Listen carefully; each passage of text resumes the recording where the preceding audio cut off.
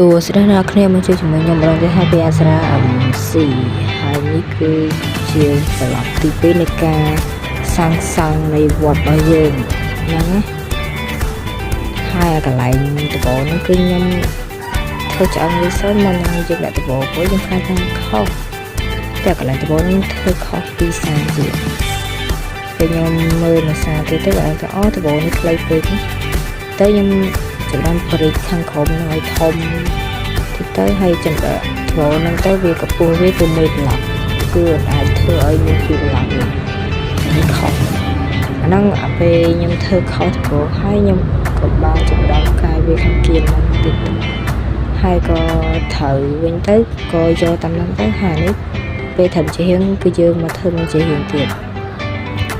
ការធ្វើជារៀងទៀតរបស់យើងនេះគឺមានអីបាទទេណាធម្មតា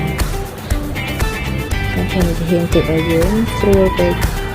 យើងធ្វើតាមកាឆ្អឹងចឹងហើយយើងធ្វើដែរ